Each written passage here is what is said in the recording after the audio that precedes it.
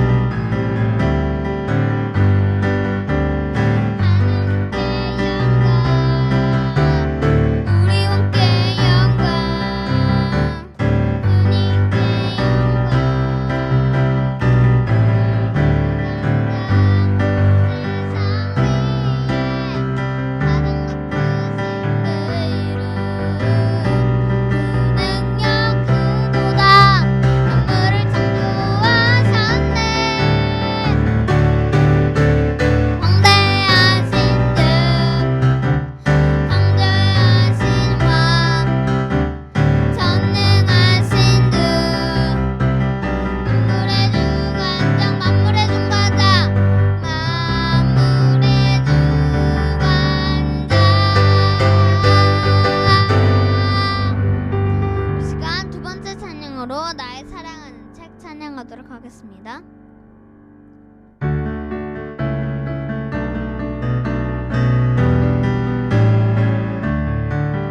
나의 사랑하는 책, 비록 헤어졌으나 어머니의 무릎 위에 앉아서 재미있게 듣던 말 그때 일을 지금도 내가 잊지 않고 기억합니다. 귀하고 귀하다 어머니가 들려주시던 재미있게 듣던 말 이 책 중에 있으니 이미 성경심이 사랑합니다.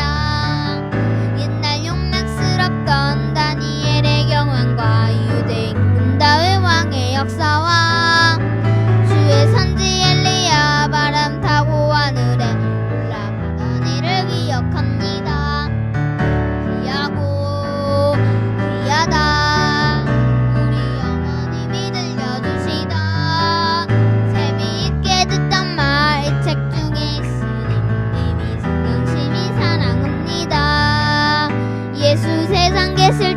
많은 고난 당하고 십자가에 달려 죽임 당할 일 어머니가 읽으며 눈물 많이 흘린 것 지금까지 내가 기억합니다.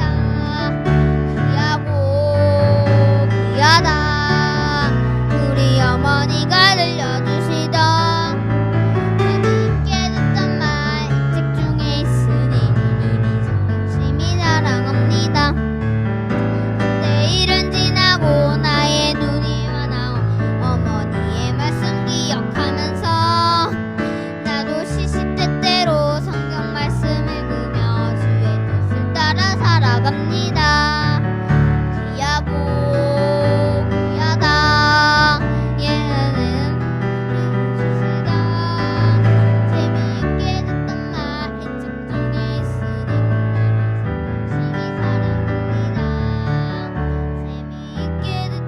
말 이 책 중에 있으니 열심히 사랑합니다.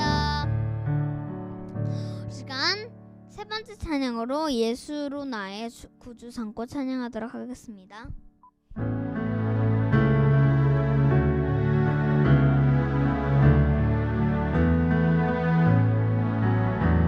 예수로 나의 구주 삼고 성령과 피로써 끝나니 이 세상에서 내 영혼이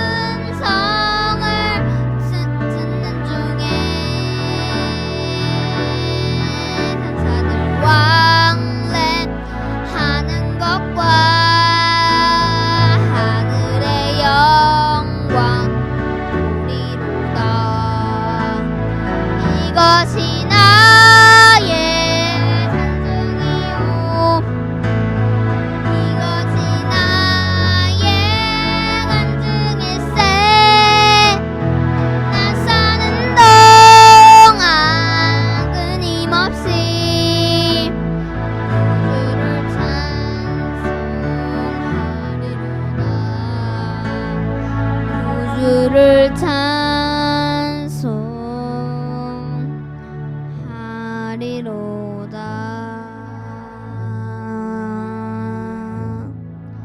우리 이 시간 사도신경으로 찬양을 마치겠습니다.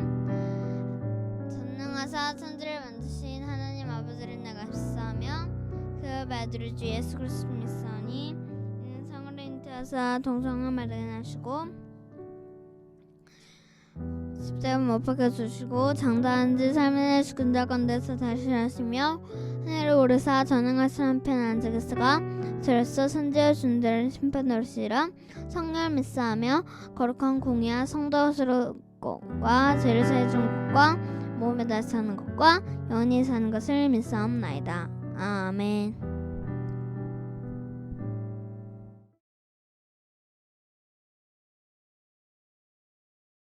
할렐루야.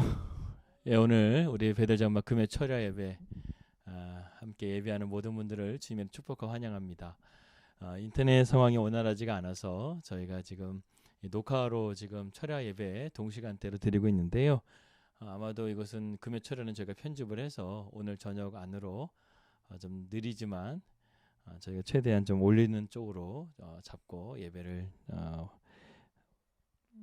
중계하도록 하겠습니다. 그렇게 아시고 여러분들 이 시간 가운데 함께 또 기도해 주시고, 아무래도 저희가 인터넷 상황이 다음 주 정도에 이제 교체가 될 것 같아요. 단말기가. 그래서 한 일주일 정도는 저희가 이렇게 예배를 드리지를 못하게 될 것 같습니다. 그러니까 뭐 예배는 인터넷으로 온라인 예배는 안 드리지만 저희는 예배 드리거든요. 그러니까 여러분들 저희가 계속해서 기도하고 예배하고 있으니까 여러분들도 함께 기도해 주시고 하루빨리 원활하게 인터넷 상황이 좋아질 수 있도록 기도해 주시기 바라겠습니다. 우리는 계속해서 사무엘상의 말씀을 함께 살펴보고 있습니다. 이제 사무엘 시대가 끝나게 되고 바야흐로 우리는 사울의 시대가 찾아오게 된 것을 말씀을 통해서 계속해서 보고 있죠. 그러면서 13장부터는 사울의 중심적인 이야기로 전개되는 것을 볼 수 있습니다. 그런데 놀랍게도 이 성경은 그가 왕으로서 통치하는 내용은 없고요. 그가 왕이 되자마자 믿음의 시험을 통과하지 못해서 경솔하게 행동함을 통해 그의 왕위가 견고하게 서지 못하고 폐위가 되는 것을 보게 됩니다. 그 시험은 바로 이스라엘의 영원한 적수 블레셋과의 전쟁이죠. 그는 이스라엘 역사 속에서 그 주변 국가인 암몬과 모압과 블레셋은요, 언제까지나 이스라엘을 늘 가시처럼 늘 찌르고 어렵게 했던 민족이었습니다. 그런데 이 세 나라의 이면을 보게 되면 역사가 참 무섭다는 것을 느끼게 되는데, 사실 이스라엘 백성들이 이 가나안 땅에 들어오게 되면서 하나님께서 이들을 다 몰아내라고 했던 민족이었어요. 그런데 이들이 하나님 말씀에 불순종해서요, 이 블레셋과 이 암몬과 모압이라는 족속들을 다 몰아내지를 못했다는 것입니다. 그래서 결국에는 그 나라가 남게 돼가지고 이스라엘 백성들을 힘이 강해지게 되니까 쳐들어오게 되고 공경에 처하게 되는 그런 모습들을 보게 된다는 것이죠. 그런데 오늘 이 사건을 통해서 하나님은 우리에게 어떠한 상황 속에서도 우리의 상황 가운데서도 하나님 우리에게 보시는 것이 무엇이냐면 바로 믿음을 보신다는 것을 우리는 깨닫게 됩니다. 13장 1절입니다. 사울이 왕이 될 때에 40세라 그가 이스라엘을 다스린 지 2년에 이렇게 말씀하고 있습니다. 이 말씀에는 일정 기간의 시간이 생략되어져 있는 것을 우리는 보게 됩니다. 13장에는 사울의 아들 요나단도 등장하게 되는데요. 그는 군대를 이끌고 전쟁을 지휘할 만큼 상당히 성인이 된 모습을 보여주고 있습니다. 사울에게 그 정도로 아들이 있다는 것은 그가 기름 부음을 받고 나서 일정 기간이 지났다는 것을 우리에게 말해주고 있다는 것이죠. 성경은 인간의 세세한 역사를 다 다루는 책은 아닙니다. 마치 예수님의 일기처럼 매일같이 일기를 쓰는 그런 내용으로 성경이 다루어져 있는 것이 아니라는 것이죠. 우리에게 구원이 무엇인가를 설명하는 데 있어서 필요한 책이지 성경에서 그러한 세부적인 것들까지 다 기록한 책은 아니라는 것이죠. 그렇기 때문에 우리는 가끔가다 보게 되면 왜 갑자기 이 사건에서 저 사건으로 이동하게 될까? 이러한 의문을 갖게 되는 부분들이 있습니다. 그런데 그러한 것들을 바로 이런 성경적인 관점에서 이해하게 되면 혼돈하지가 않게 된다는 것이죠. 이 성경의 가장 큰 핵심은 구원에 대한 이야기를 다루고 있다는 거예요. 그렇기 때문에 우리에게 진정한 구원이 무엇인가를 하기 위해서 필요한 말씀들을 사건 위주로 이렇게 또 사건 위주로 이렇게 써내려고 한 것이기 때문에 우리가 그러한 것들 가운데서 너무 세부적인 것들을 왜 이렇게 됐을까 이렇게 의문을 가질 필요는 없다는 것입니다. 13장 2절입니다. 이스라엘 사람 3,000명을 택하여 그 중에서 2,000명은 자기와 함께 믹마스와 베델산에 있게 하고 1,000명은 요나단과 함께 베냐민 기브아에 있게 하고 남은 백성은 각기 장막으로 보내니라. 이 사울이 왕이 된 지 이제 2년이 지나서 이 군사력을 강화하기 위한 시도가 이루어지고 있는 것을 보게 됩니다. 당시 이스라엘은 여전히 블레셋과의 압제를 받고 있었기 때문에 사울은 자신의 임무가 바로 이 블레셋을 압제로부터 이스라엘을 구원해내는 것이 자신의 왕으로서의 첫 번째 미션이라고 생각했던 것이었어요. 그래서 자신이 조직한 상비군으로 게바에 있는 블레셋 수비대를 공격하고 이어 자신의 판단에 따라 전쟁을 위해 군대를 소집한 것이었습니다. 그리고 백성들은 소집 명령에 응하여서 길갈로 모였는데 하지만 자신들에 비해서 수와 무기에 있어서 월등한 블레셋 군대와 마주치게 되자 이스라엘 군대는 나중에 3,000명에 모였었다가 나중에는 돌아가게 돼서 600명밖에는 남지 않는 그런 어처구니 없는 상황이 지금 벌어지게 된 것이죠. 아직 이스라엘은 왕은 세웠지만 국가적인 체계가 갖추어지지 않는 상태였기 때문에 그 전에 이스라엘은 하나님이라는 보이지 않는 왕을 중심으로 사사를 통해서 치리하던 신정 정치를 행했기 때문에 그렇습니다. 그러니까 국가적인 체제가 아직까지는 이렇게 좀 원활하지가 못했다는 것이죠. 하지만 반면에 블레셋은 그렇지가 않았어요. 블레셋은 강력한 군사력을 가지고 있었습니다. 그들은 이미 왕정 정치를 이루었고 이 군사적으로도 체계가 잡혀 있었고 심지어는 우리가 말씀 가운데 보다시피 이 블레셋은 철기를 가지고 있었던 무기였습니다. 그 당시에 이스라엘은 이 청이라든가 뭐라고 해야 되나요? 철기보다 이렇게 노시라든가 아니면 구리 같은 거 그 정도의 무기를 가지고 있었다고 한다면 이 블레셋은 그 당시에 최신식 무기인 철기 무기를 가지고 있었다는 것입니다. 그러니까 그만큼 전쟁에서 이스라엘 백성들은 게임이 안 됐다는 것이죠. 오늘날 러시아와 우크라이나의 전쟁 사태를 보게 되면 그렇지 않습니까? 이 러시아는 정말 엄청난 최신식 무기를 가지고 지금 우크라이나를 지금 공격하고 있다는 것이죠. 그런데 우크라이나는 옛날 무기, 재래식 무기밖에 없는 거예요. 그러다 보니까 이제 열세일 수밖에 없다라는 것이죠. 아무튼 이 블레셋은 두려운 상대가 아닐 수가 없었습니다.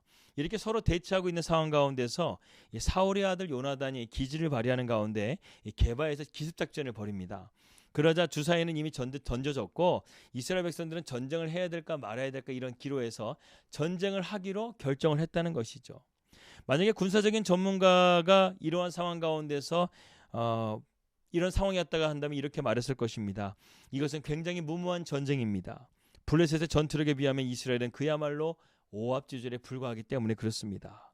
이렇게 말했다는 것입니다. 그런데 일은 이미 벌어졌어요. 이 요나단에 의해서 이미 전쟁은 벌어졌고 블레셋은 엄청난 군대를 이끌고 이스라엘로 지금 믹마스 근접 지역까지 지금 쳐들어오고 있었습니다. 그야말로 상황은 점점 이스라엘에게 불리하게 작용되고 있는 상황이었죠. 13절 5절에 보니까 블레셋 사람들이 이스라엘과 싸우려고 군대를 모았는데 표현에 의하게 되면 뭐라고 말하냐면 해변에 모래 같았다고 그랬어요. 셀 수 없을 정도로 많았다는 것입니다. 거기에 비하면 지금 이스라엘의 사울의 군대는요 3,000명밖에 되지 않았어요. 13장 6절에서 7절입니다. 이스라엘 사람들이 위급함을 보고 절박하여 꿀과 수풀과 바위 틈과 은밀한 곳에 웅덩이에 숨으면서 어떤 히브리 사람들은 요단을 건너 갓과 길앗 땅으로 가되 사울은 아직 길갈이 있고 그를 따른 모든 백성은 떨더라. 여기에 위급함에 대한 그들의 세 가지 반응이 나오게 됩니다. 절박했다, 숨었다, 떨었다. 이 세 가지를 담고 있는 것이죠. 앞에 수많은 적들이 내 앞에 있는 거예요. 그 적들이 앞에 있으니까요. 그 다급한 마음 가운데 절박해지고 숨게 되고 떨게 된다는 것입니다. 한번은 두려워했다는 것이죠. 우리도 내가 해결할 수 없는 문제, 어떤 문제 앞에 있을 때 우리도 이런 모습을 가지지 않습니까? 절박하게 되고 숨고 싶고 떨게 되는 그런 모습들을 가지게 되지 않습니까? 이러한 심리적인 압박에 못 느껴서 고통스러워했다는 것이죠. 한마디로 말해 지금 적과의 대치적인 상황은 어떻습니까? 전쟁에서 지게 되면 이들은 죽는 거예요. 그러니까 생과 사를 오고 가는 그런 가운데서 어떻게 이들이 이러한 위급한 가운데서 절박하지 않을 수 있고 숨지 않을 수가 있고 떨지 않을 수가 있었겠습니까? 성경은 사울을 따르는 백성들이 그야말로 공포에 떨었다라고 지금 말씀하고 있습니다. 그런데 여기서 우리는 뭔가 다른 점을 하나 발견하게 돼요. 암몬과 그 전에 사울이 첫 번째로 싸웠었던 암몬과의 전쟁에서는 이스라엘 백성들이 상당히 용맹하게 잘 싸웠거든요. 33만 명이라는 이 군대도 소집되어졌어요. 그런데 블레셋과의 전쟁을 치르려고 사울이 군대를 모집했는데 이번에는 3천 명밖에 안 모였는데 암몬과의 전쟁에서는 무려 이스라엘 백성들의 남자의 절반의 숫자인 33만 명이 모였다는 거예요. 그리고 그야말로 일사분란하게 움직여서 그 암몬 족속을 새벽 기습 작전으로 해가지고 쳐 무찔렀다는 것입니다. 그런데 똑같은 지도자이고 백성들도 이스라엘 백성들인데 왜 13장에서 만난 그들은 절박하며 숨으며 떨고 있는 모습을 지금 보여주고 있냐는 것이죠. 그래서 지도자인 사울도 이렇게 전혀 예상하지 못했던 반응 가운데서 어찌할 바를 모르고 있었습니다. 사울은 암몬 족속과 같이 단합하여 승리할 줄 알았는데 전혀 예상 밖의 일이 지금 벌어지고 있는 것이죠. 이 두 전쟁의 차이가 분명하게 있습니다. 그 차이를 제가 말씀드릴게요. 여기서 어떤 차이가 있냐면 사울이 암몬과의 전쟁에서 있었을 때는 누가 함께 하셨나요? 여호와의 영이 함께 했다고 그랬어요. 여호와의 영이 사울에게 크게 임하여져서 하나님께서 그 전쟁 가운데서 이 암몬 족속에게 승리케 하셨다는 것입니다. 그런데 지금 이 블레셋과의 전쟁에서는 사울이 여호와의 영이 임했다라는 말씀이 없어요.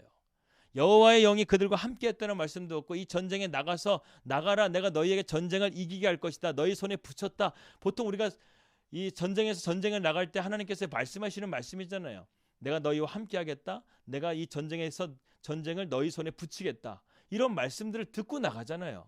그런데 사울은 이러한 것들이 전혀 없이 지금 블레셋과의 전쟁을 치르고 있다는 거예요. 한마디로 말해서 지금 사울은 자기 인간적인 노력과 힘을 통해서 이 전쟁에 나가고 있다는 것입니다. 우리도 일상생활에서 어떤 일을 당할 때 이것이 참 중요해요. 결국 하나님 안에서 이것이 이루어지는 것인가 아닌가를 우리가 잘 판단하고 우리의 삶을 잘 분별하면서 나가야 된다는 것입니다. 우리도 살아가면서 수없이 많은 어려움과 시험을 당할 때가 있어요. 사업을 하다가도 뒤집어지기도 하고 공들여 준비했던 일들이 물거품이 되는 경우들도 있습니다. 근데 더 큰 문제는 무엇이냐면 그 문제의 원인을 우리는 다른 데서 찾는다는 거예요. 적어도 우리가 그리스도인이라고 한다면 모든 문제를 신앙의 문제로 놓고 보아야 한다는 것입니다. 하나님께서 정말 이 일을 기뻐하시는가? 하나님께서 정말 이 일을 통해서 영광 받으시는가? 아니면 이것은 내 영광을 위한 일인가? 이것을 점검해 보는 시간이 반드시 필요하다는 것이죠. 그렇게 기도하고 일을 해 나간다면 그 일을 누가 책임져 주신다는 거예요? 하나님이 책임져 주신다는 것입니다. 복을 주신다는 거예요. 그러나 점검 없이 내 뜻대로 일을 시작한다고 한다면 거기에 대한 책임은 누가 져야 된다는 거예요? 내가 져야 된다는 거예요. 오늘 이 두 전쟁의 차이는 간단합니다. 아주 단순합니다. 하나님의 영이 임했는가 안 임했는가 이 두 가지 차이라는 거예요. 암몬의 전쟁에서는 하나님이 임함을 통해서 승리케 됐어요. 그런데 블레셋과의 전쟁에서는 지금 군사적인 면에서나 무기적인 면에서나 모든 면에서 다 지금 열악하고 심지어는 사기마저도 떨어져 있는 이스라엘 백성들을 우리는 보고 있다는 것이죠. 이러한 패배가 짙은 가운데 있었다는 것입니다. 여러분 어떤 삶의 문제든지요 우리는 이 원리로 풀어내야 됩니다. 이스라엘 백성들을 한 줄로 요약한다고 한다면 사람은 떡으로만 살 것이 아니요 하나님의 입으로 나오는 모든 말씀으로 살 것이라는 이 신앙의 고백이 우리의 삶 가운데 영적인 DNA로 있어야 된다는 것이죠. 신명기 8장 3절의 말씀입니다. 너를 낮추시며 너를 줄이게 하시며 또 너도 알지 못하는 내 조상들도 알지 못하던 만나를 먹이신 것은 사람이 떡으로만 살 것이 아니요 여호와의 입에서 나오는 뭐예요? 모든 말씀으로 사는 줄로 너희로 하여금 알게 하려 함이라. 여러분 광야 40년의 시간 속에서 이스라엘 백성들에게 하나님께서 가르쳐주고 싶으셨던 진정한 깨달음이 무엇입니까? 하나님의 말씀에 순종하는 거예요. 하나님 말씀에 순종하는 것이 떡으로 먹고 사는 것보다도 중요하다는 것을 지금 오늘 우리에게 말씀하고 있다는 것이죠. 그래서 이 말을 우리가 어떻습니까? 신약의 말씀에서 우리가 본다고 한다면 마태복음 6장 33절 말씀 먼저 그의 나라와 그의 의를 구하라. 그러면 이 모든 것을 너에게 더해 주시겠다. 그러니까 우리가 하나님의 의를 구하는 것, 하나님의 말씀 가운데 순종하는 것이 먼저가 되어질 때 이 모든 것을 우리에게 더해 주시겠다는 것입니다. 즉 사람은 눈에 보이는 것만으로 사는 것이 아니라 우리의 삶 가운데 신앙의 힘을 가지고 믿음으로 살아간다는 것이죠. 물질을 가지고 싸움을 하는 것이 아닙니다. 성경은 우리의 인생에 믿음을 가지고 싸우기를 원한다는 거예요. 바로 이 믿음의 문제, 신앙의 문제가 그만큼 우리의 삶 가운데 중요한 것이고, 이 믿음의 문제는 곧 하나님의 임재의 문제라는 사실을 우리는 깨달아야 된다는 것입니다. 정말 우리들의 가슴 속에 하나님의 말씀이 나를 살게 한다는 고백이 우리 가운데 새겨질 수 있기를, 우리 마음에 새겨질 수 있기를 주님의 이름으로 기도합니다. 그렇다고 한다면 오늘 8절과 14절의 말씀, 오늘 중심이 되는 말씀인데요. 사울은 왜 또 여기서 실수를 하게 되는가? 첫 번째로는 하나님께 하나님의 임재를 구하지 않는 기도를 하지 않았던 사울이 실수를 했는데, 더 큰 실수를 사울이 벌이게 됩니다. 사울은 블레셋으로부터 벗어나기 위해서 지금 국지전을 벌였지만, 거기서도 이 블레셋의 총공세에 의해서 풍전등화와 같이 국가적인 위기를 지금 맞이하고 있어요. 인간적으로 볼 때는 사울은 참을 만큼 정말 참았습니다. 하지만 그런 왕으로서 인간의 한계만 바라봐서는 안 되었다는 것이죠. 믿음의 눈으로 하나님을 바라봤어야 됩니다. 그런데 아쉽게도 사울이 그러한 모습에서 실패하게 되죠. 13장 8절의 말씀입니다. 사울은 사무엘이 정한 기한대로 이레 동안을 기다렸더니 사무엘이 길갈로 오지 아니하며 백성이 사울에게서 흩어지는지라. 사울이 이르되 번제와 화목제물을 이리로 가져오라 하여 번제를 드렸다. 이렇게 말씀하고 있어요. 아마도 사무엘이 길갈로 오기로 미리 약속이 되었었던 것 같습니다. 그런데 사무엘이 약속한 기한이 되었는데도 불구하고 이 나타나지 않자 스스로 번제와 화목제를 집례하고 만 것이죠. 이처럼 성급한 행동은요, 이 블레셋이란 막강한 군사력에 대한 두려움과 이스라엘 백성들이 지금 그를 떠나고 있었기 때문에 사울이 이렇게 급하게 잘못된 행동을 하게 된 것이었습니다.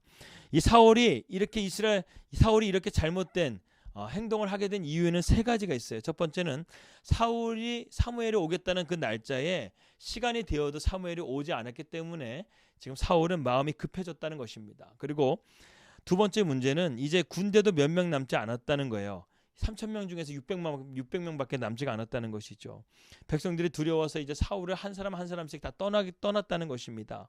그리고 마지막으로 무엇이냐면 블레셋이 코앞까지 와서 지금 진을 치고 있다는 거예요. 국지전이 계속해서 패하게 돼서 이제는 자기의 코앞까지 지금 믹마스까지 와서 블레셋이 총공세를 퍼부으려고 지금 준비하고 있다는 것입니다. 이것은 지극히 인본주의적인 사고죠. 상황을 바라보면서 지금 사울은 이렇게 하나님 앞에 급한 마음에 제사를 드렸다는 거예요. 그러나 이스라엘 왕으로 택함 받은 왕으로서 그는 끝까지 하나님을 바라보면서 기다렸어야만 하는 것이 옳았다는 것입니다. 하지만 사울은 그렇지 못했다는 거예요. 그만 문제 앞에서 두리번거리다가 인생의 방향을 놓쳐버리고 만 것입니다. 그렇다면 사무엘은 왜 늦은 것일까요? 사무엘상 13장 9절에서 10절 말씀 보게 되면 사울은 정말 자신의 인내의 한계만큼 기다리다가 못 참고 번제를 드린 것처럼 우리가 보여집니다. 사무엘이 번제 드리기를 마치자 이제 사울이 번제 드리기를 마치자 사무엘이 막 도착했다고 또 성경은 기록하고 있어요. 어떻게 보게 되면 사울은 억울할 수가 있습니다. 사무엘이 조금만 일찍 왔다고 한다면 자기가 이러한 죄를 범하지 않을 수도 있었다는 것이죠. 그런데 성경은 그것에 대해서는 말하지 않고 이렇게 말하고 있습니다. 오히려 사무엘이 이러한 위급한 상황 가운데서 늦게 온 것이 잘못이 아니라는 것이죠. 정말 자세히 보게 되면요, 사무엘의 입장에서 보게 되면 사무엘은 늦은 것이 아니에요. 성경 말씀 보게 되면 사울이 제사를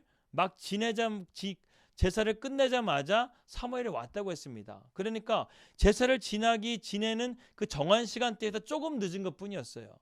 그런데 사울은 그것을 못 기다리고 제사를 지냈다는 것이죠. 그리고 12절에서 사울이 변명을 늘어놓자 사무엘이 13절에서 14절에 이렇게 말씀하고 있습니다. 사무엘이 사울에게 이르되 왕이 망령되이 행하였도다.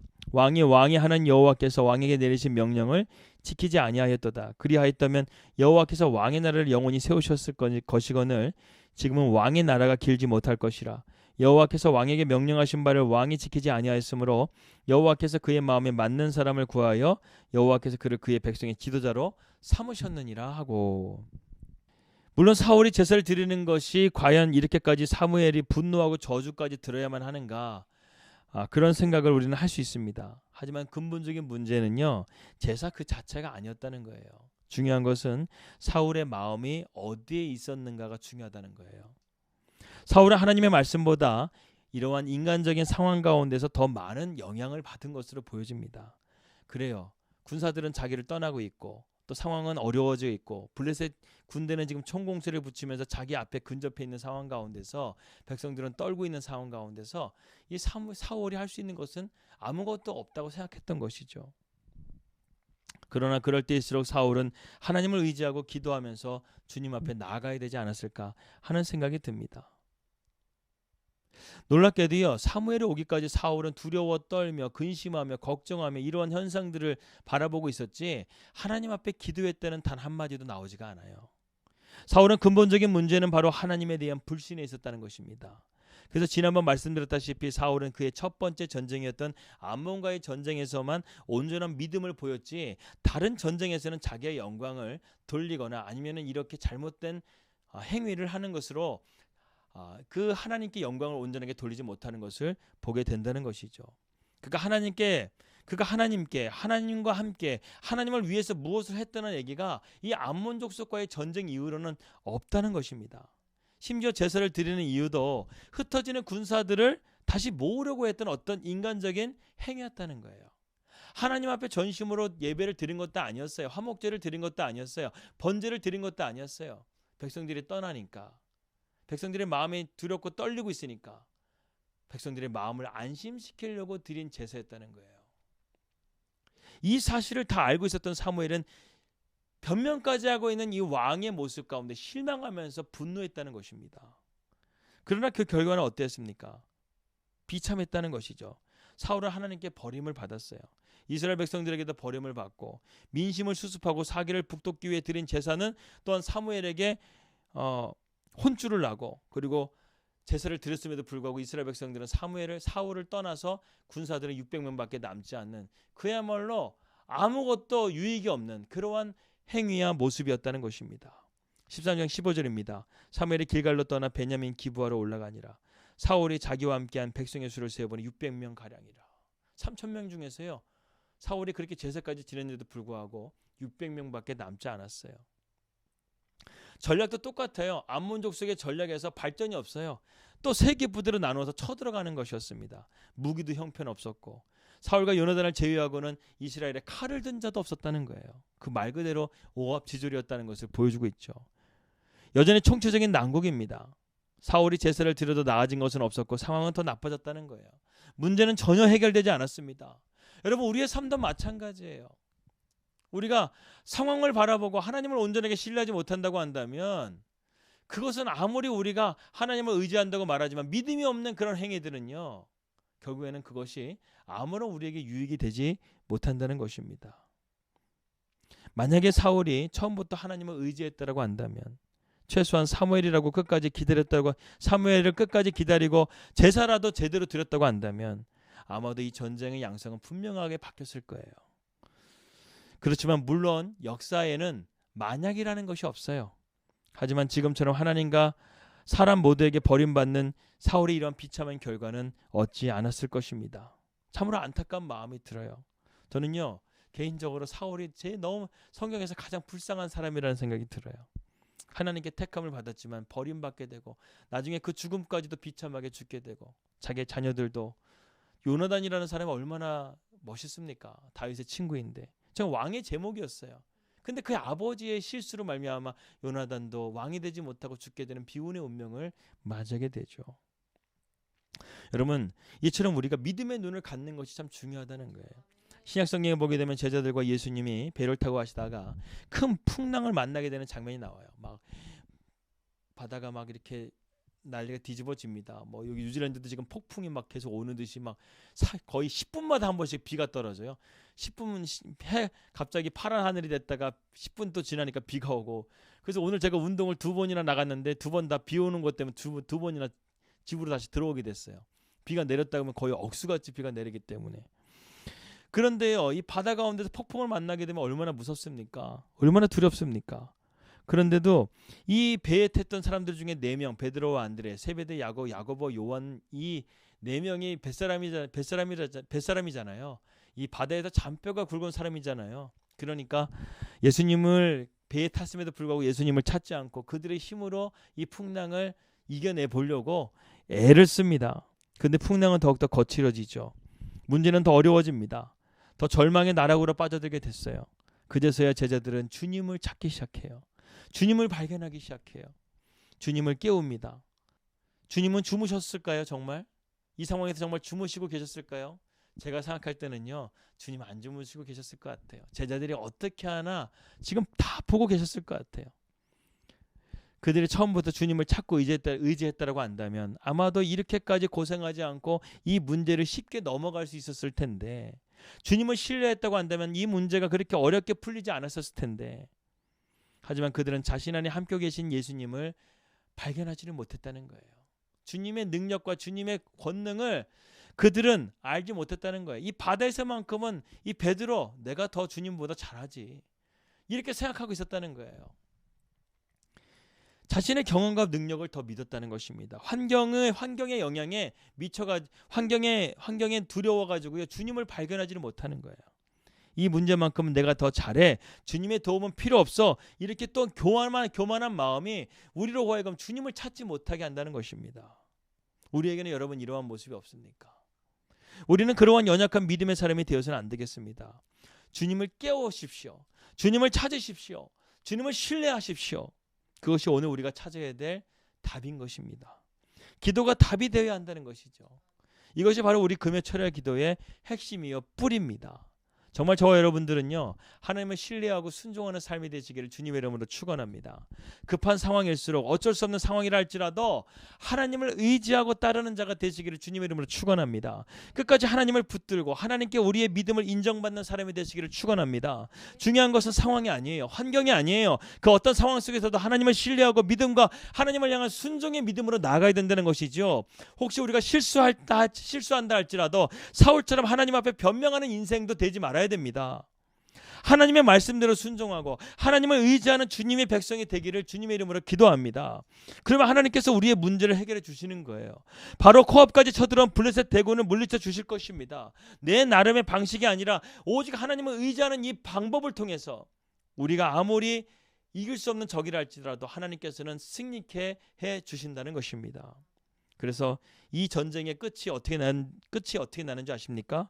14장 24절입니다. 여호와께서 그날에 이스라엘을 구원하심으로 벳아웬을 지나니라. 누가 구원해 주셨다고요? 여호와께서 구원해 주셨다는 거예요. 사울의 군대는 600명 가지고는요, 이 블레셋 군대를 이길 수가 없어요. 그런데 하나님께서 이스라엘 백성들을, 제가 오늘 아침에도 말씀드렸죠. 하나님께서 이스라엘 백성들을 향한 사랑이 있으셨어요. 자비가 있으셨어요. 그래서 이스라엘 백성들을 기뻐하시고 자기 백성들을 절대로 포기하지 않으시는 그런 하나님의 자비와 긍휼이 있었기 때문에 이스라엘 백성들은 이 블레셋과의 말도 안 되는 600대 이 바다의 모래와 같은, 해변의 모래와 같은 이 군사를 600명을 가지고 승리케 됐다는 거예요. 이 600명의 군사의 어떤 힘을 가지고 승리했을까요? 아니에요. 하나님이 승리케 하신 거예요. 하나님이 함께 하시면 숫자가 문제가 아니에요. 여러분, 하나님이 함께 하시면요, 숫자는 그냥 숫자일 뿐이에요. 그냥 하나님의 말씀 하나면요, 우리가 히스기야의 기도에 보게 되면은 아수르 군대 18만 5천 명을 어떻게 합니까? 천사 한 명이 와가지고 순식간에, 그날 밤에 그냥 순식간에 다 죽여버리잖아요. 전멸시켜버리잖아요. 하나님의 천사 하나가 그렇게 강력한데 천사 하나만 보내도 이 전쟁 끝나는 거잖아요. 그러니까 하나님에게는 숫자는 문제가 안 되는 거예요. 중요한 거는 무엇입니까? 내가 하나님 말씀 가운데 순종하는 거예요. 하나님을 신뢰하는 거예요. 그저께 저희 수요일에요, 저희 집에 알렉시라는 목사님이 저희 집에 오시게 되었습니다. 그 알렉시 목사님께서 이 케냐에서 이 뉴질랜드까지 오게 되는 그 과정 가운데 이 말씀을 해주시는데, 시편 34편의 말씀을 가지고 저희들에게 신방 겸 이렇게 말씀을 전해주시면서 기도까지 해주셨는데요. 그 목사님께서 계속해서 하시는 그 말씀, 시편 34편의 말씀이 무엇입니까? 여호와를 의지하는 자의 권고라는 말씀이에요. 권면이라는 말씀이에요. 그러니까 한마디로 말해 시편을 쓴 이 다윗이 하나님을 의지하라는 것을 우리에게 권면해 주는 말씀이라는 것이죠. 그러니까 그날 이 알렉시 목사님도요, 우리에게 계속해서 하시는 말씀이, 목사님, God trust, 하나님을 의지하라는 거예요. 하나님을 신뢰하라는 거예요. 자기의 삶이 케냐에서 이 루안다와 이 케냐 그 가운데 있으면서 계속해서 이 전쟁이 있었다는 것이죠. 그리고 교회를 믿는다는 그 나라가 그런 구테타의 세력에 의해서 자기네가 빼앗기게 되면 그 지역에서 교회를 믿게 되면 다 이렇게 잡혀가던가 아니면 죽게 된다는 거예요. 그런 전쟁 가운데서 죽음의 위기 가운데서 시편 34편의 말씀, 39편의 말씀과 같이 하나님께서 자기를 어떻게 합니까? 붙잡아 주셨다는 거예요. 지켜주셨다는 거예요. 그리고 이곳 뉴질랜드에 와서도 8식구가 되는데 처음에 왔더니 돈도 얼마 없이 왔더니 에이전시가 이 원룸 같은 데다가 가족들을 8명을 집어넣고 거기서 살라고 한 거예요. 앞이 막막했죠. 먹을 것도 없었죠. 그래서 하나님을 또한 의지하면서 신뢰하면서 기도하면서 나아갔더니 하나님께서 그 모든 것들을 다 책임져 주시고 집도 거기서 얼마 안 있다가 바로 하나님을 신뢰하며 믿음으로 나아가니까 하나님께서는 바로 그분들을 이 홉슨빌이라고 아주 좋은 그 새로 지은 집 2층짜리 집에다가 그 집에 들어가게 하시고 거기에서 생활할 수 있는 모든 것들을 다 주님께서 제공해 주시고 인도해 주셨다는 거예요. 그러니까 뭐 하나님 이것은 하나님에게는 아무 일도 아닌 거예요. 이 오늘 말씀 보세요. 600명 가지고 이 바다의 모래알갱이 같은 블레셋 군대를 이기게 하는 하나님께서요. 우리의 삶 가운데 이러한 문제들 우리에게는 큰 문제겠지만 하나님께서는 너무나 그런 문제들 보시고 해결하시는 건 하나님의 문제도 아니라는 것이죠. 그러니까 하나님께서는 우리의 무엇을 보신다는 거예요? 중심을 보신다는 거예요. 우리의 믿음을 보신다는 거예요. 하나님을 정말 신뢰하고 의지하는 그 믿음이 정말 우리에게 순결한 마치 마치 풀무불에서 금을 연단하는 것 같이 불순물들이 다 제거되고 정말 정금과 같이 우리의 믿음이 세워지게 되면 하나님께서는요 우리의 믿음을 통해서 놀라운 하나님의 역사가 일어나게 된다는 거예요. 그러니까 기도를 통해서 우리는 무엇입니까? 계속해서 우리 안에 있는 그런 불순물들을 제거해야 된다는 거예요. 기도할 때 제발요 하나님 이거 주세요 저거 주세요 먼저 이렇게 기도하기보다 여러분 먼저 내 안에 있는 불순물들을 제거해야 돼요. 하나님 앞에 내가 믿음으로 나아가기에 막고 있는 장애물들이 무엇인가, 내 죄가 무엇인가, 나의 교만이 무엇인가, 나의 죄악된 것들이 무엇인가를 먼저 내가 하나님 앞에 회개하고 믿음으로 나아가는 우리의 모습이 되어질 때 그러한 것들이 점점 갈수록 우리 안에서 예수의 십자가의 보혈로 깨끗하게 정결하게 해결되어지게 되면 우리의 믿음의 정금과 같이 되어져서요 하나님께서 우리가 구하기만 해도 그래서 구하라 주실 것이요 찾으라 찾아낼 것이요 두드리면 열릴 것이라 이 말씀이 우리의 삶 가운데 이루어지게 된다는 것입니다. 여러분 우리의 믿음을 점검해 봐야 돼요. 저희도 이 땅 뉴질랜드에 와서요 목회자라고 해서 정말 저는 그래도 믿음은 어느 정도 되겠지 내 믿음은 어느 정도 되겠지라고 생각을 하고 좀 어느 정도 자부심을 가지고 있었어요. 목회자인데 그래도 저희들 다 저기 한국에서 그런 것들 다 내려놓고 뉴질랜드까지 왔다고 한다면 우리도 우리 믿음 그래도 좋은 거 아닌가 이렇게 생각했던 착각을 하고 있었어요. 근데 현실의 문제를 이렇게 뉴질랜드에서 이제 3년 동안 지내면서 현실의 문제를 부딪히고 또 삶을 살아가다 보니까요 재정적인 문제에서도 어려워지게 되면 절박하게 되고요 하나님을 신뢰하는 부분에서 흔들리게 되더라고요.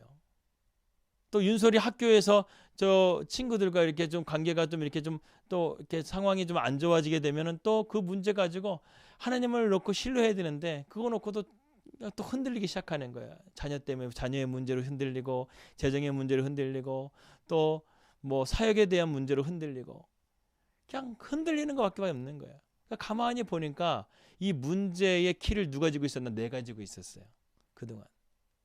그러니까 믿음은요. 이 문제의 키를 내가 지는 게 아니라 하나님께 드리는 거더라고요. 그래야지만 하나님께서 맞는 키, 다윗의 열쇠를 주셔서 이것을 한번 열면은 닫을 자가 없고 닫으면 열 자가 없는 그 열쇠를 하나님이 가지고 계시기 때문에 우리가 그 믿음의 열쇠, 우리의 문제의 열쇠를 하나님께 드리면 하나님께서는 만능 마스터 키로 해가지고 모든 것을 다 여신다는 거예요. 우리는 문제의 답이 요거밖에 없다고 생각하지만 문제 하나님은 그 문제를 보게 하시는 것이나 그 문제를 풀어가실 때 이 방향을 통해서 이렇게 문제를 풀어가시는 경우도 있다는 거예요. 우리는 이거만 재정의 문제가 필요하다면 재정만 있으면 문제가 해결될 거 아닌데 이 문제가 이 재정의 문제가 아니라니까요. 우리가 믿음의 문제가 해결이 되어지면 재정의 문제도 해결되는 것이고 우리가 믿음의 문제가 해결되지만 자녀의 문제 또 여러 가지 문제들도 이 믿음의 문제를 통해서 해결된다는 거예요. 그래 기독교는 세상 사람들이 이해를 못해요. 왜? 이 문제를 가지고 이 문제를 놓고 파고들어야 되는데 우리는 믿음을 가지고 파고드니까 세상 사람들이랑 이해를 못하는 거예요. 근데 우리가 정말 이 믿음으로 진짜 파고들게 되면요, 세상 사람들이 우리를 감당을 못하는 거예요. 근데 히브리 기자의 믿음의 장에 보게 되면 그 마지막에 무명의 그리스도인들이 나오잖아요. 그들이 맞고 헐벗고 죽임을 당하고 화형을 당하고 수많은 고통을 당하지만 세상 사람들이 그들을 감당치 못했다는 거예요. 왜? 믿음으로 살아갔기 때문에. 믿음의 사람을 세상에 감당이 못하는 거예요. 그래서 믿음의 사람 때문에 이 세상이 지금까지 멸망하지 않고 유지되고 있는 것이고, 이 믿음의 사람을 통해서 지금까지 복음이 이 땅 가운데 전파되고 있는 거예요. 그렇기 때문에 우리에게 믿음이 얼마나 중요합니까? 그 믿음을 주신 분이 바로 예수 그리스도라는 거예요. 우리가 예수 그리스도 통해서 우리의 믿음이 확증되어져서 우리가 이 땅 가운데서 담대하게 살아갈 수 있는 하나님의 자녀가 된 거라는 거예요.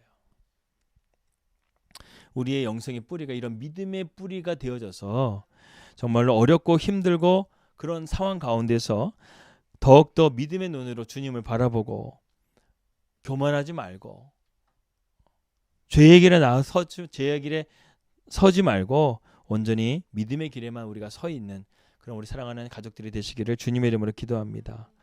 이 시간 우리 함께 믿음으로 서리라라는 이 복음성가를 함께 찬양하고 기도하고 나아가도록 하겠습니다. 찬양하겠습니다. 믿음으로 서리라. 우리 말씀을 생각하시면서 믿음으로 서리라 함께 찬양하며 나아가도록 하겠습니다.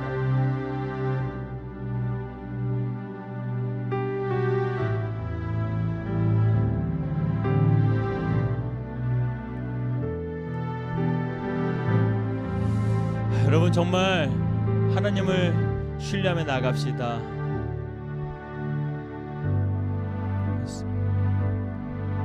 하나님 나라 가난한 마음으로 바라보리라. 먼저 그 나라 그 뜻 구하며 나의 삶 드리리.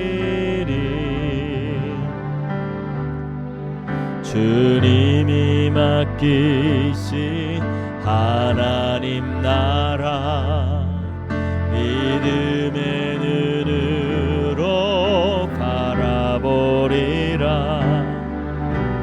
하늘의 뜻이 이 땅 가운데 완성될 그날까지 믿음 다여 그 위에 서리라. 하나님의 나라는 무너지지 않으리. 믿음 다여 그 나라 세워가리라. 주님 곧 오실 때까지 믿음 다여 그 위에 서리라. 하나님의 나라는 무너지지 않으리. 믿음 다여 그 나라 세워가리라. 주님 곧 오실 때까지 믿음 다여 그 위에 서리라. 하나님의 나라는 무너지지 않으리. 믿음 다여 그 나라 세워가리라. 주님 곧 오실 때까지. 우리 함께 시간 기도하며 나아갈 때 주여 우리에게 믿음을 주시옵소서. 세상 가운데 흔들리지 않는 이 믿음으로 나아갈 수 있도록 주여 우리와 함께하여 주시옵소서. 오늘 이 밤 가운데 우리가 주님을 간절하게 찾고 그 찾는 가운데서 우리의 믿음으로 나아가는 우리의 삶이 될 수 있도록 함께 시간 기도하며 나가겠습니다. 주여 하나님, 우리가 믿음으로 나아가길 원합니다.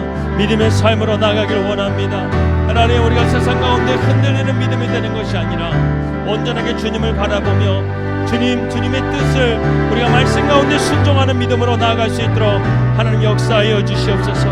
오직 여호와의 구원만이 우리의 참된 승리요, 오직 하나님만의 말씀만을 의지하는 것이 우리의 삶 가운데 가장 유익하고 가장 아버지 참된 기름을 깨닫게 하여 주시고, 우리의 삶 가운데 정말 세상적인 환경과 세상적인 문제 가운데서 우리가 두려워하고 떠는 삶이 아니라 하나님 말씀 가운데 담대하게 확신하며 주님을 의지하는 믿음으로 나아가게 하여 주시옵소서.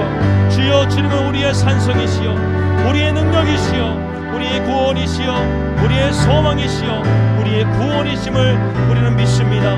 그 하나님을 온전하게 의지하며 나가기 원하오니 아버지 하나님 역사해 주시고 인도하여 주셔서 우리에게 성령을 이 시간 가운데 부어줘서 하나님의 영으로 충만케 하사 우리의 심령 가운데 온전히 주님만을 바라보며 의지할 수 있는 참된 믿음의 삶으로 인도하여 주시옵소서. 할렐루야. 아버지 하나님, 오늘 이 밤이 그런 성령의 뜨거운 물로 역사되는 밤이 되길 원합니다. 하나님을 온전하게 신뢰하는 밤이 되길 원합니다. 주님을 의지하는 밤이 되길 원합니다. 정말로 아버지 하나님, 주님과 씨름했던 야곱처럼 오늘 이 저녁 가운데 하나님을 온전하게 붙들고 간절하게 찾는 오늘 이 밤이 되게 하여 주시옵소서. 내 영혼이 주님을 갈망하나이다. 내 영혼이 주님을 찾나이다. 주여,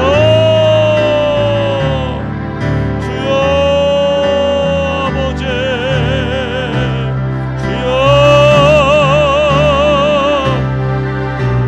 아버지 하나님 믿습니다. 할렐루야, 할렐루야 믿습니다. 하나님 아버지 감사합니다. 오늘 이렇게 우리에게 귀한 은혜를 주셔서 이 금요철야 가운데 함께 우리가 말씀을 듣고 기도합니다. 이제 기도의 시작입니다. 정말 이 저녁 가운데 정말로 하나님을 만나는 진짜 철야의 시간이 되게 하여 주시고, 그 기도를 통해서 우리가 하나님 앞에 은혜를 충만하게 받고 우리의 삶의 문제가 정말 하나님이 함께 하실 때 문제가 풀려지는 것임을 깨닫고 주님의 임재와 주님의 성령의 충만한 가운데 오늘 우리가 은혜 받고 돌아가는 이 밤이 되게 하여 주시옵소서. 주님, 오늘 우리가 말씀 가운데 온전하게 순종하기 원합니다. 우리에게 믿음을 더욱더 주셔서 우리가 믿음으로 서게 하시고 믿음으로 하나님의 나라를 바라보게 하시고 믿음으로 소망을 바라볼 수 있는 영적인 눈을 허락하여 주시옵소서. 정말로 우리가 잠들어 있는 우리의 영혼들을 깨워주시고 우리가 정말로 어둠 속에서 빛으로 나와서 주님의 말씀으로 변화되는 시간이 될 수 있도록 인도하여 주시옵소서. 감사드리며 이 모든 말씀 예수님의 이름으로 기도하였습니다. 아멘. 이 시간 우리 한번 주여 한번 해주고 통성으로 기도하다가 자유롭게 마치시면 되겠습니다. 주여 한번 해주고 기도하겠습니다. 주여, 할렐루야. 아버지 하나님, 우리가 온전히 주님을 바라보며 나아갑니다. 주여 하나님 역사하여 주시옵소서. 아버지 하나님, 주여 인도하여 주시옵소서. 할렐루야. 아버지 하나님, 오늘 이 저녁 가운데 우리가 정말 하나님의 자녀들이 주님 앞에 나왔습니다. 아버지 하나님, 우리의 영적인 눈이 뜨여지게 하여 주시고 믿음의 눈이 열려지게 하여 주시고 우리가 잠들어 있는 우리의 영혼들이 깨어질 수 있는 이 저녁이 되게 하여 주시옵소서. 어둠 가운데서 빛으로 나가게 하여 주시고 소망이 되시는 예수님을 바라봄을 통해서 우리의 삶이 변화될 수 있도록 하나님 역사하여 주시옵소서. 정말로 메마른 아버지 하나님 땅의 단비와 같은 주님의 놀라우신 은혜가, 성령의 단비가 오늘 이 저녁 가운데 우리에게 부어지기를 원합니다. 하나님 역사하여 주시옵소서. 하나님 인도하여 주시옵소서.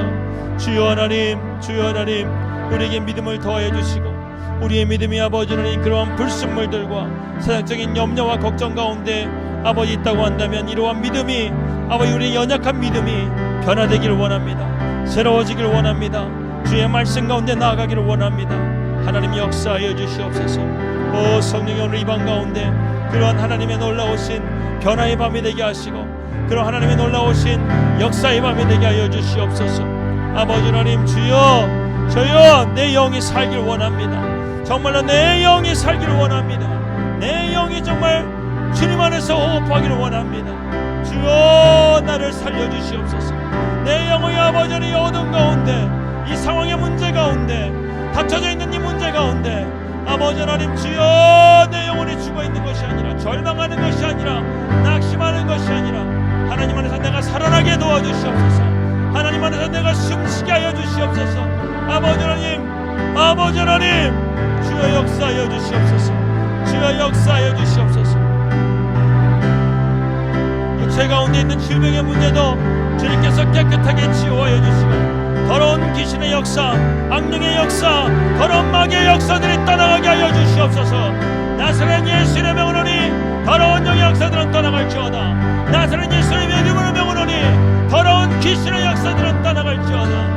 아버지여 역사하여 주시옵소서. 아버지여 역사하여 주시옵소서. 한국과 뉴질랜드에 있는 이 아버지 하나님 주여, 아버지 우리가 기도하고 중보하는 모든 자들의 아버지 하나님 삶 가운데 하나님이 역사해 주시고 하나님이 인도하여 주시고 하나님이 붙들어 주시옵소서. 오 주여 하나님, 문제는 하나님과의 나와의 관계입니다. 이 관계에 믿음의 관계가 온전하게 세워질 수 있도록 하나님 역사하여 주시옵소서.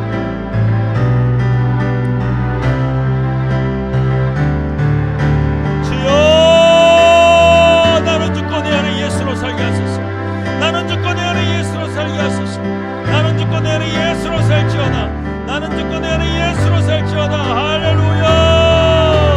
주여 주여 문제보다 크신 하나님을 보게 하여 주시옵소서. 문제보다 크신 하나님을 보게 하여 주시옵소서. 문제보다 크신 하나님을 보게 하여 주시옵소서. 주여 나의 눈을 열어주시옵소서. 나의 믿음의 눈을 열어주시옵소서. 온전케 하여 주시옵소서. 온전한 신뢰의 믿음으로 나가게 하여 주시옵소서. 온전한 신뢰의 믿음으로 나가게 하여 주시옵소서. 주여 이 자리 가운데 주의 영으로 임하여 주시옵소서. 성령으로 임하여 주시옵소서. 그래서 나의 마음 가운데 있는 아버지 내 안에 있는 모든 죄악된 것들을 소멸케 하여 주시고 내 안에 있는 모든 질병들이 나음을 잊게 하여 주시며 아버지 하나님 주여 하나님 안에서 모든